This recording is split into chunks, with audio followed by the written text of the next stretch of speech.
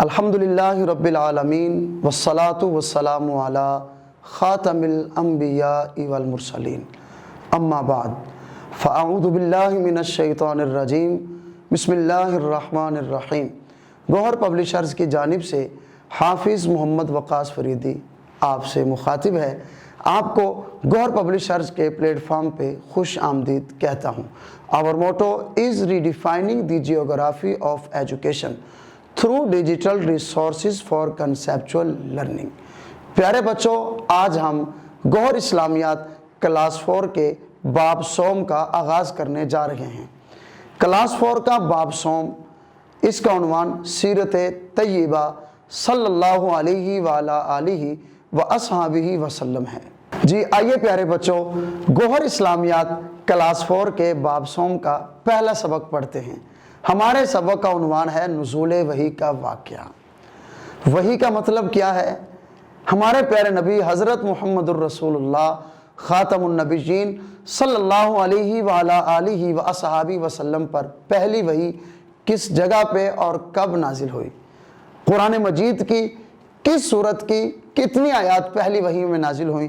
یہ سب ہم پڑھیں گے آج کے سبق میں۔ پیارے بچوں، اعلان نبوت سے کچھ عرصہ پہلے ہمارے پیارے نبی حضرت محمد الرسول اللہ خاتم النبیین صلی اللہ علیہ وآلہ وصحبہ وسلم غار ہیرا تشریف لے جاتے۔ غار ہیرا مکہ مکرمہ سے قریباً 3 کلومیٹر کے فاصلے پر ہے۔ غار ہیرا جبل نور کی چوٹی میں واقع ہے۔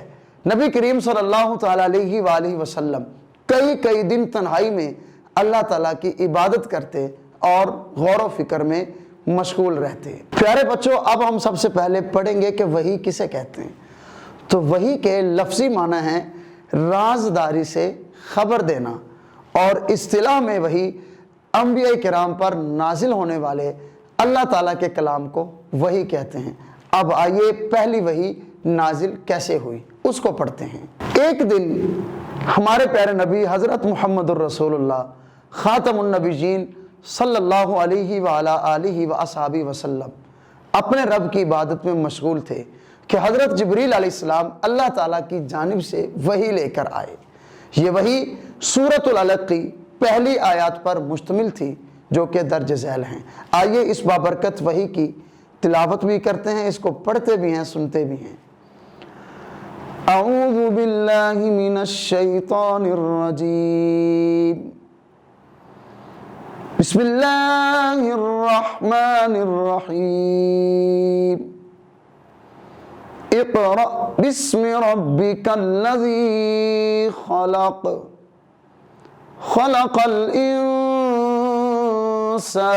من علق، اقرأ وربک الاکرم، الذی علم بالقلم، علم الانسان ما لم يعلم۔ ترجمہ: اے محمد صلی اللہ علیہ وآلہ وصحبہ وسلم، اپنے پروردگار کا نام لے کر پڑھو جس نے عالم کو پیدا کیا، یعنی جہان کو، جس نے انسان کو خون کی پھٹکی سے بنایا۔ پڑھو، اور تمہارا پروردگار بڑا کریم ہے جس نے قلم کے ذریعے علم سکھایا، انسان کو وہ باتیں سکھائیں جس کا اس کو علم نہ تھا۔ پیارے بچوں، قرآن مجید کی یہ سب سے پہلی وحی قرآن مجید کے 30ویں پارے سورۃ العلق کی پہلی آیات ہیں۔ تو اس طرح نبی کریم صلی اللہ علیہ وآلہ وصحبہ وسلم پر وحی کا آغاز ہوا۔ اس وقت آپ صلی اللہ علیہ وآلہ وسلم کی عمر مبارک 40 برس تھی۔ وحی کی عظمت کی وجہ سے آپ صلی اللہ علیہ وآلہ وسلم کے دل کی دھڑکن تیز اور جسم پر کپ کپی طاری ہو گئی۔ حضرت جبریل علیہ السلام کے جانے کے بعد نبی کریم صلی اللہ تعالیٰ علیہ وآلہ وسلم فوراً اپنے گھر تشریف لائے اور اپنی زوجہ ام المومنین حضرت سیدہ خدیجہ الکبریٰ رضی اللہ تعالیٰ عنہا سے فرمایا، مجھے چادر اڑا دو۔ آپ صلی اللہ علیہ وآلہ وآصحابہ وسلم نے حضرت خدیجہ رضی اللہ تعالی عنہا کو نزول وحی کا سارا واقعہ سنایا۔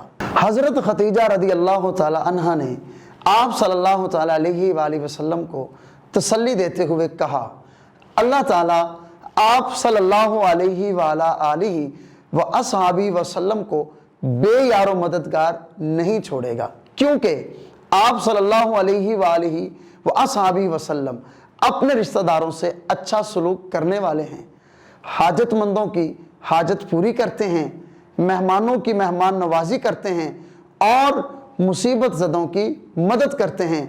اللہ تعالیٰ آپ صلی اللہ علیہ وآلہ وآصحابہ وسلم کی حفاظت کرے گا اور ہر نقصان سے بچائے گا۔ صحیح بخاری کی حدیث ہے۔ تو پیارے بچوں، کتنے خوبصورت الفاظ آپ نے سنے۔ آپ صلی اللہ علیہ وآلہ وآصحابہ وسلم اپنے رشتہ داروں سے اچھا سلوک کرتے ہیں، حاجت مندوں کی حاجت پوری کرتے ہیں، مصیبت زدوں کو، مصیبت میں مبتلا لوگوں کی مدد کرتے ہیں، مہمانوں کی مہمان نوازی کرتے ہیں۔ یہ ہمارے پیارے نبی حضرت محمد الرسول اللہ خاتم النبیین صلی اللہ علیہ وآلہ وآصحابہ وسلم کی مبارک سیرت ہے۔ تو پیارے بچوں، اس واقعہ کے بعد مومنوں کی ماں حضرت سیدہ خدیجہ الکبریٰ رضی اللہ تعالی عنہ فوراً آپ صلی اللہ علیہ وآلہ وسلم پر ایمان لے آئیں اور آپ صلی اللہ علیہ وآلہ وسلم کو اپنے چچا زاد بھائی ورقہ بن نوفل کے پاس لے گئیں۔ ورقہ بن نوفل تورات اور انجیل کے عالم تھے، عبرانی زبان بھی جانتے تھے۔ ورقہ بن نوفل اس وقت بہت بوڑھے اور آنکھوں سے نابینا ہو چکے تھے۔ انہوں نے حضور صلی اللہ علیہ وآلہ وآصحابہ وسلم سے سارا واقعہ سن کر کہا، یہ تو وہی ناموس یعنی فرشتہ ہے جسے اللہ تعالیٰ نے حضرت موسیٰ علیہ السلام پر نازل کیا تھا۔ کاش اس وقت میں زندہ ہوتا جب قوم آپ صلی اللہ علیہ وآلہ وآصحابہ وسلم کو مکہ سے نکال دے گی۔ ورقہ نے مزید کہا کہ اللہ تعالیٰ کا پیغام جو بھی نبی لے کر آیا ہے اس کی قوم نے اس سے دشمنی کی ہے، اگر میری زندگی نے ساتھ دیا تو میں آپ صلی اللہ علیہ وآلہ وسلم کی ضرور مدد کروں گا۔ اس واقعہ کے کچھ روز بعد ورقہ بن نوفل کا انتقال ہو گیا۔ یہ ساری بات حدیث کی کتاب صحیح بخاری میں موجود ہے۔ تو پیارے بچوں، اللہ تعالیٰ نے آپ صلی اللہ علیہ وآلہ وآصحابہ وسلم پر پہلی وحی علم کے بارے میں نازل فرمائی اور علم سیکھنے کی ترغیب عطا فرمائی۔ علم بہت بڑی دولت ہے۔ تو آئیے ارشاد نبوی صلی اللہ تعالیٰ علیہ وآلہ وسلم پڑھتے ہیں۔ حضور نبی کریم صلی اللہ تعالیٰ علیہ وآلہ وسلم نے ارشاد فرمایا، علم کو قید کر لو۔ عرض کی گئی، یا رسول اللہ، علم کو قید کرنا کیا ہے؟ ارشاد فرمایا، علم کو لکھ لینا قید کرنا ہے۔ تو پیارے بچوں، آپ نے پڑھا کہ علم بہت بڑی دولت ہے۔ علم ایسا نور ہے جس سے اچھائی اور برائی کے درمیان تمیز ہوتی ہے۔ علم ہی کے ذریعے اللہ تعالیٰ کی پہچان ہوتی ہے۔ دنیا اور آخرت میں کامیابی و کامرانی کا واحد ذریعہ علم ہی ہے۔ اس لیے ہمیں چاہیے علم حاصل کرنے کے لیے زیادہ سے زیادہ محنت کریں۔ تو آئیے پیارے بچوں، اس سبق کے آخر میں مشکل الفاظ کے معنی پڑھتے ہیں۔ تو پہلا لفظ ہے مشغول، اس کا مطلب ہے مصروف۔ دوسرا لفظ ہے عظمت، اس کا مطلب ہے بڑائی، شان و شوکت۔ تیسرا لفظ ہے نزول وحی، اس کا مطلب ہے وحی کا آنا۔ چوتھا لفظ ہے تنہائی، اس کا مطلب ہے اکیلے۔ اگلا لفظ بے یار و مددگار، اس کا مطلب ہے بے سہارا۔ اگلا لفظ تمیز، اس کا مطلب ہے فرق کرنا۔ اگلا لفظ کامرانی، اس کا مطلب ہے کامیابی۔ اگلا لفظ عالم، اس کا مطلب ہے بہت زیادہ علم جاننے والا۔ تو پیارے بچوں، آج کے سبق میں آپ نے نزول وحی کے بارے میں پڑھا۔ وحی کس جگہ پہ نازل ہوئی، نبی کریم صلی اللہ تعالیٰ علیہ وآلہ وسلم کی کتنی عمر مبارک تھی جس عمر میں وحی نازل ہوئی، کس جگہ پہ وحی نازل ہوئی، قرآن مجید کی کس سورت کی کتنی آیات کی وحی نازل ہوئی، اور آپ نے یہ بھی پڑھا کہ پہلی وحی میں اللہ تعالیٰ نے علم کی فضیلت کو بیان فرمایا۔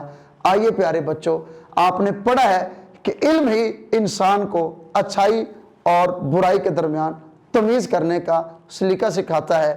اللہ تعالیٰ کی پہچان بھی علم ہی کے ذریعے ہوتی ہے۔ تو پیارے بچوں، دعا کرتے ہیں جس قرآن کی پہلی وحی کا ذکر آج ہم نے پڑھا، اللہ تعالیٰ ہمیں اس قرآن مجید سے محبت کی توفیق عطا فرمائے اور قرآن مجید کو سمجھ کر صحیح معنوں میں علم سیکھنے کی اور علم سیکھنے کے لیے بہت زیادہ محنت کرنے کی توفیق عطا فرمائے۔ اپنا خیال رکھیے گا، والدین اور اساتذہ کا ادب و احترام کیجیے گا۔ اجازت دیجیے، اللہ حافظ۔